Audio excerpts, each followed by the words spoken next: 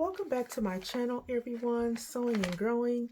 Today is part two video of the Project Dress a Girl 2022 sewing challenge, sewing for charity. And so this is going to be dress number 2 that I'm making. Dress number 1 is already finished. There is a link in the description box for that video. So now dress 2, I'm going to start on using the same pattern that I used for dress number 1. The only difference is this time I'm going to take this little t-shirt that's down here. I'm going to cut some of the bottom off and make it crop and then add it to the bottom of this skirt. So this was dress number 1. And now this is also going to be dress 2, but the top is going to be like this. So here it is. What I have done here is actually cut this on the bias so that it stretches.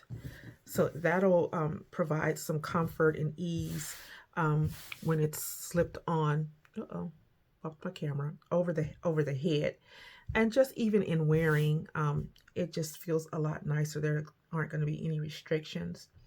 So I'm going to use some of the same fabric that I used in my first dress in this one. And this is a pocket that I have cut out to put on the center front on the top of this dress. What I'm going to do now to get those ends nice and crisp and squared, you can see I've already stitched down. I serged first, turned over, right sides together, and stitched. And now I'm going to clip the corners of these pockets. And what that does is it removes, see that excess fabric right there, so that when you turn your pocket right sides out, you don't have all that fabric bunched up in here, which would prevent this pocket from being nice and squared. So I'm going to go in with my scissors and barely push, using this to push that out. Try to get it, the ends as much at a 90-degree angle as possible without puncturing through that fabric. Then I'm gonna go to my ironing board and I'm gonna stitch in. I'm gonna steam, not stitch on the iron. On my ironing board, I'm gonna steam this down. Right now, I'm gonna do a finger press. That worked out pretty good, didn't it? Another finger press on the opposite side. And why not finger press this for now? And so I'm going to find my center front, place it down, and then I'm going to top stitch on my sides. I'm not going to have to worry about doing the bottom just yet because when I add the skirt, it will be nestled in. But I just thought that would be a really cute little feature on the front of this dress. I'm also going to add some more pockets to the bottom skirt portion.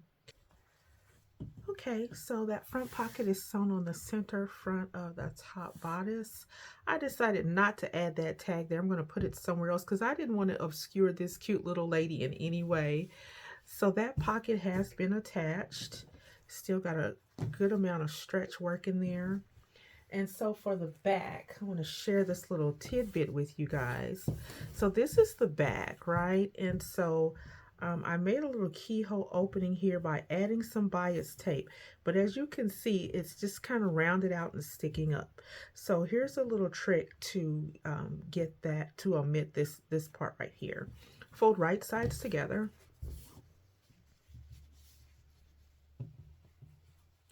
Get that nice and even. And then you see this part right here, I'm going to take a stitch and I'm going to run it. Just like that. I'm going to be kind of like following the center back right here. So that stitch is going to go straight up, kind of like this. And then when I turn it out, there's going to be a nice little edge that's going to lay flat. Okay, so as you can see, it's laying nice and flat now. Give you guys a little close up here. See that? And this is how it looks on the back. So you'll have this right here. I'm probably just gonna take a little hand stitch and tack that down so that that doesn't stick up and like rub against anyone's back. So that's what you can do. And as you can see, there are 2 lines of stitching here. My first line, I didn't get it quite as nice as I wanted, so I went back and I tapered in a little bit more. So it takes a little bit of practice to get that right. I actually, that's a tip I picked up back when I used to sew cheerleading costumes for the Kansas City Chiefs, believe it or not.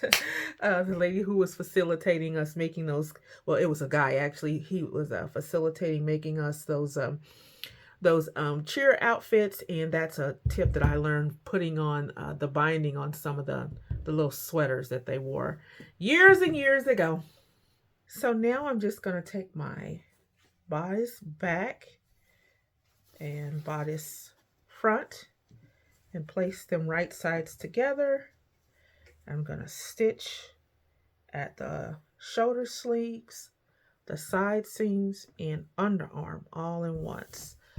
So again, going to stitch here, going to stitch here, and going to stitch all of this.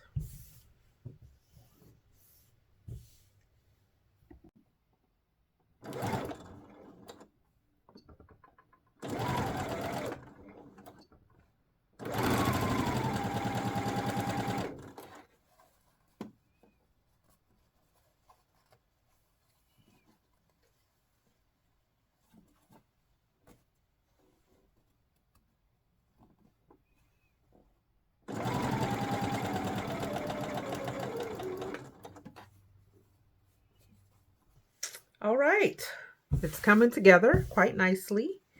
I think what I'm going to do now is add a bias tape around the neckline. Yeah, so I'm going to add bias tape around the neckline and probably on the sleeves. Still thinking about that.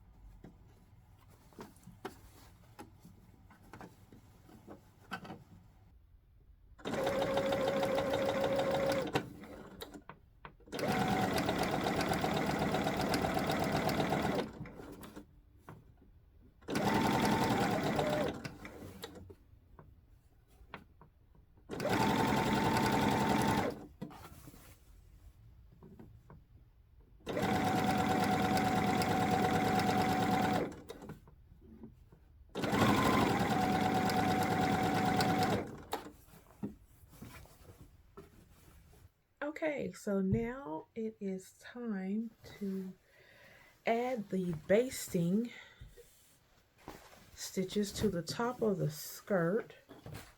Here's the skirt here. Pockets have been added. The label is on there. I added some bias tape down here to kind of coordinate with the top neckline here, and added in some more of this fabric on the bottom. So it's a really nice skirt portion of the dress. As I was saying, I just need to go and add my basting stitch and do all of my gathers gathered up here. And then all I'll have to do is add it on to the top of the dress and then hem the bottom, and dress 2 will be complete. Okay, here is the finished dress. This is dress number 2 in this project series. It's the back.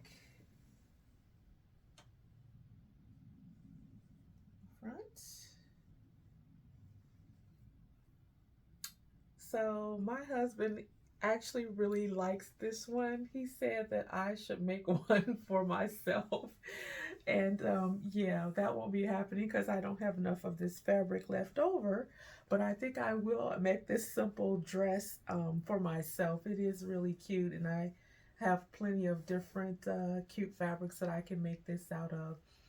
So yeah, I love this fabric. It's a really nice, lightweight, but yet it's you can't see through it. I mean, even when the light's up to it. So again, it meets all the criteria. I have the Project Dress a Girl label on there, a couple of pockets down here, a cute little pocket up here, a little bit of extra fabric down here, along with this decorative top stitch bias tape that I really thought added some flavor. I do want to let you guys know, in terms of sewing bias tape on a sharp curved edge like this one, it did pucker initially, and all I did is, if you can see, I added a layer of top stitching along this outer edge in addition to top stitching it when I applied it, and that made that edge nice and crisp. And I just really like the way it turned out. It's got a cute little tie in the back with the keyhole for ease of getting it off and on. And it's gonna make such a cute companion dress to this one. It would be so nice if two sisters could get these dresses. I almost wish I could go and deliver them myself. But God is in control. He knows who will get these dresses, and I'm just going to trust the process. So I just wish that I could actually see the recipients in these dresses someday. I don't know. But this is dress 1 and 2. Dress 3 is complete except for the hem. It's here on my sewing table, and dress 4 is cut out. I haven't started sewing it yet. So I may do one more video and post it early next week to show you the other 2 companion dresses. They won't have these fabrics in them. There'll be 2 whole new sets of fabrics. But yeah, I hope you guys enjoy watching. Be sure to remember to sow good things, because you will reap what you sow. Till next time, peace.